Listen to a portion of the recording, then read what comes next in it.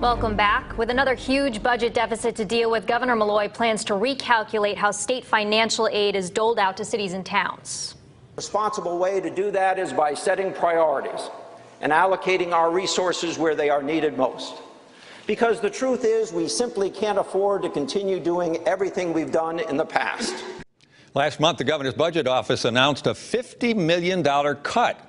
$50 million in state aid, $20 million of that for education. And as you can imagine, with that cut coming in midway through a school year, it set off alarm bells everywhere. Joining us to talk about this development are Dr. Joseph Cirasuolo, the Executive Director of the Connecticut Association of Public School Superintendents, and we also have attorney Patrice McCarthy, Deputy Director and General Counsel for the Connecticut Association of Boards of Education. Thank you both so much for being here. Appreciate it. Thank you. Thank you.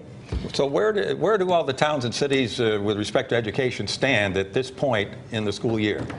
There's a great deal of uncertainty.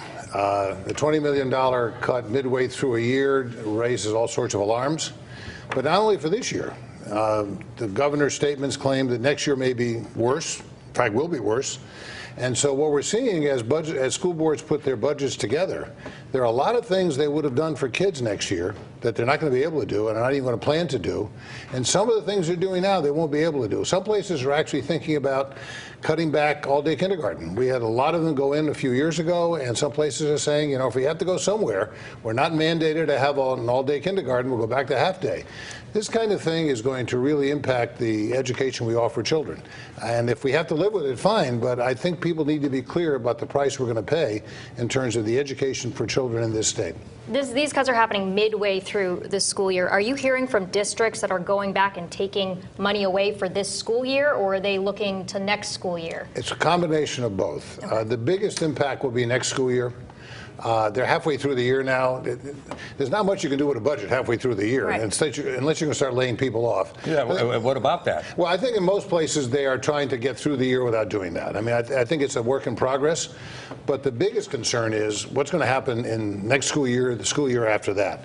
The combination of these three things together is really having a very negative effect. And this reallocation, Patrice, of the way the formula is calculated to provide education cost sharing, what concerns do you have about that? Well, obviously, we'll have to wait until early February when we see the proposal that the governor is putting forward.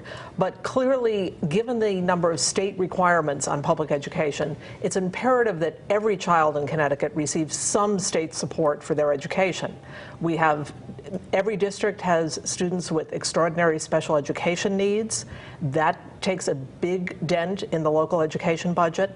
And the other thing we're seeing is, as we try and provide services to help close the achievement gap, those are some of the very things that might not be addressed going forward.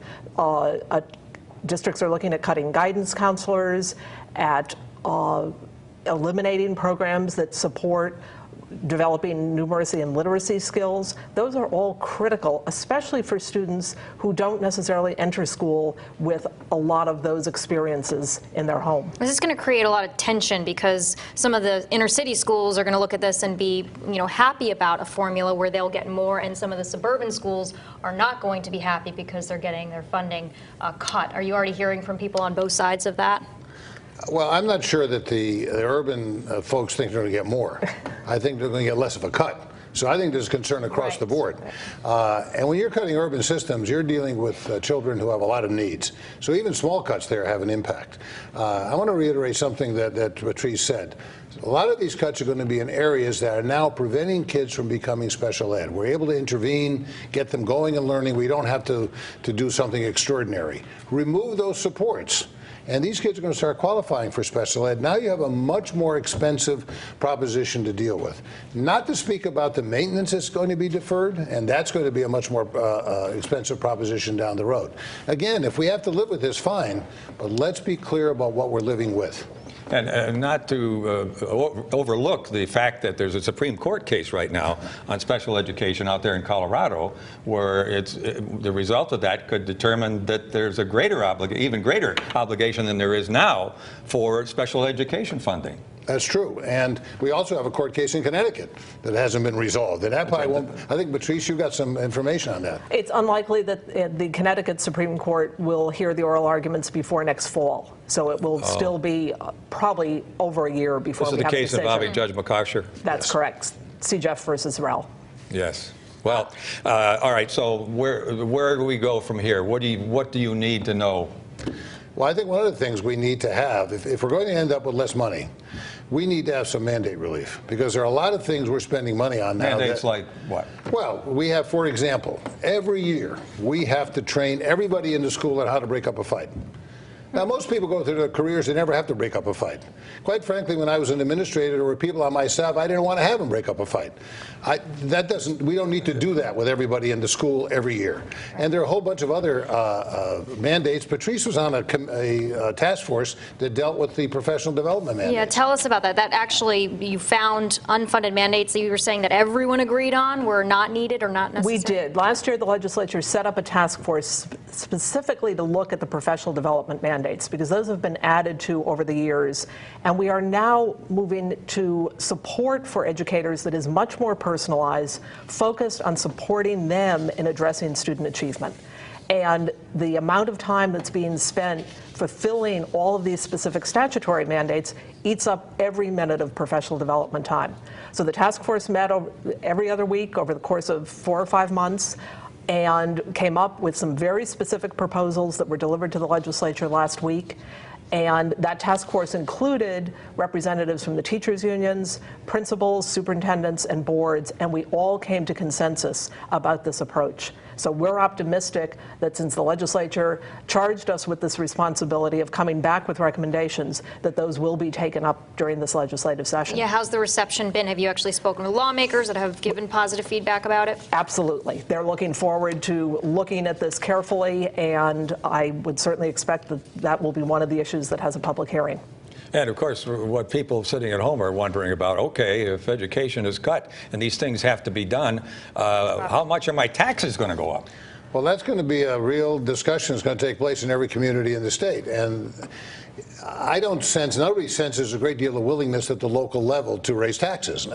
So I think we're going to end up with program cuts. We're going to get, the things we've talked about are going to happen. And part of the problem with this is, and if we look long term on it a little bit, the report came out about, I think a month ago, that said one of the things that makes Connecticut attractive to businesses is an educated workforce. That didn't happen by accident. That's hard work done by school boards, administrators, teachers. You start cutting back on that, you're going to compromise that work. If we become less attractive to businesses, we now have less revenue in the future, and this thing becomes a cycle that you can't get out of. Yeah. And, you know, people are looking at this and they're saying, well, look, something has to be cut somewhere, but every other interest is saying, well, don't cut me, this is more important, or don't cut me, this is more important. Well, we're saying something a little bit different than that. We're saying, look, we're not going to second guess the governor and the legislature on what they can afford. They've got that job to do. It's a tough job to figure out. All we're saying is these are the consequences. Keep that in mind when you make your decisions, and treat us as well as you can. But don't tell us afterwards that we gave you less money and you can still do everything that you were doing before. That just can't happen, and we need to be real about that. Got to ask you, 169 different municipalities, obviously, in Connecticut. Is there discussion about regionalization of certain services, or going in and trying to figure out how to combine costs with other towns, whether it's healthcare or anything like that? Absolutely, and a lot of that work has been going on for a number of years. Districts, sometimes they combine services with their municipal government, and many times they combine particularly what we call back office services with other school boards. Our regional educational service centers around the state often help coordinate that on behalf of the local boards, and they have found real savings going out to purchase supplies, having human resources services shared among districts. Those are all real cost savings. It still allows a community to have their public schools, but what's being taken care of on a regional or a cooperative basis, the members of the community don't even see it. It's the behind the scenes pieces. So what do you want people watching this to do about this situation? We want them to pay attention to what the consequences are going to be, and then decide for themselves what they should say to their own representatives. If they're okay with the consequences, then fine. But if not, they ought to be saying to their representatives, try and preserve as much funding for public education as you can so that the situation is not as bad as it could be. We all realize we're in a fiscally difficult situation, but I think people need to really make themselves aware of. What I would suggest is they talk to their own school district, speak to the superintendent, speak to the Board of Education, get from them what the consequences are going to be in their community, and then act on that information. How real is the possibility of layoffs? I know we spoke on that before, but I think it's very real. We certainly know that in preparing their budget, Hartford is already looking at significant layoffs. I think we're going to see that around the state as boards go through the budget process in the next 2 or 3 months. And that impacts class size, that impacts the ability to provide individualized instruction and really focus on student learning needs. And that's going to compromise our ability to close the achievement gap.